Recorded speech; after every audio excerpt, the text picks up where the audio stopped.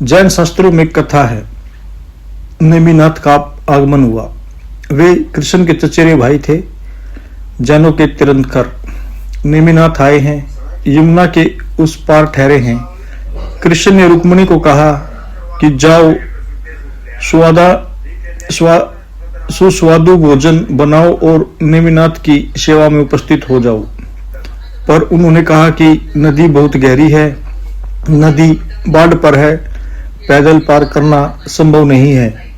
नदी इतनी बाढ़ पर है कि नाविक भी खतरा लेना नहीं चाहते। तो हम क्या करें, हम कैसे पार जाएं? तो कृष्ण जी ने एक बड़ी अच्छी बात कही। कृष्ण जी ने कहा कि तुम नदी से कहना कि अगर नेमिनाथ उपवास से हो तो नदी राह दे दे। भरोसा तो न आया रुक्मिणी को, मगर कृष्ण कहते हैं तो करके देख लेना ठीक है। आजकल की पत्नी होती तो कहती चले जाओ भाड़ में, किसको बनाने चले हो। पुराने जमाने की कहानी है। रुक्मिणी पति को ऐसा तो कह नहीं सकती, कहते होंगे तो कुछ ठीक ही कहते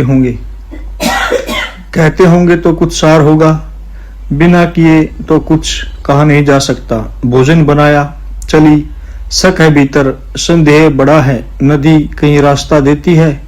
संदिग्ध मन से लेकिन पूछा है कि अगर नेमिनाथ सदा के ही उपवासी हों, सदा के उपवासी, इस पर भी भरोसा नहीं आता। सदा के उपवासी तो कैसे हो सकते हैं? कम से कम बचपन में माँ का दूध तो पिया ही होगा। और अगर सदा के उपवासी हैं तो आज भोजन इनको कौन सी जरूरत पड़ी? ये सब बातें बेबूझ मालूम पड़ती हैं, मगर जब कृष्ण कहते हैं तो ठीक ही कहते होंगे। और जब नदी ने रास्ता दे दिया तब तो रुक्मिणी को अपनी आंखों पर भरोसा नहीं आया।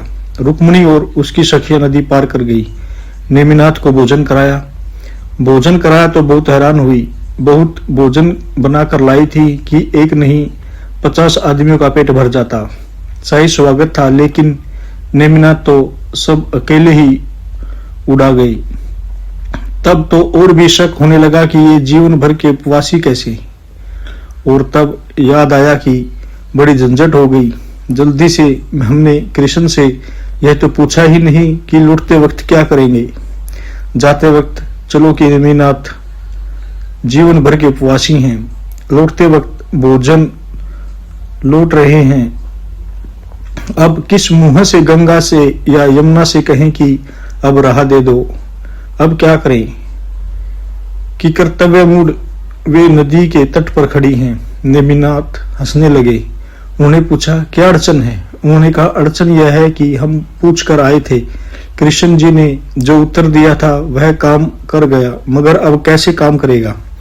नेमिनाथ ने कहा फिक्र छोड़ो, तुम तो वही कहो कि अगर नेमिनाथ जीवन भर के जन्म भर के उपवासी हो तो नदी राह दे दे। उन्होंने कहा महाराज, कृष्ण की बात पर भरोसा नहीं आ रहा था, आपकी बात पर तो बिल्कुल भी नहीं आ सकता। नेमिनाथ ने कहा भरोसा या न भरोसे वाला सवाल नहीं, जो मैं कहता हूं वही करो। नदी भली भांति जानती है कि नेमिनाथ उपवासी हैं और रुक्मिणी को कोई राह नहीं थी तो कहना पड़ा। झिझकते कहा कि हे नदी राह दे दो यदि नेमिनाथ जीवन भर के उपवासी हों। और नदी ने राह दे दी। कहानी बड़ी प्रीतिकार है, कोई ऐतिहासिक नहीं हो सकती। आदमियों को नहीं दिखाई पड़ता, नदियों को क्या खाक दिखाई पड़ेगा? पर बात प्रतीक की है, बात मूल्य की है। नेमिनाथ के जीवन भर के उपवास का अर्थ केवल इतना ही है कि वह सब अभिनय है, भीतर साक्षी है। भोजन किया तो भूखे रहे तो दोनों हालत में भीतर साक्षी है।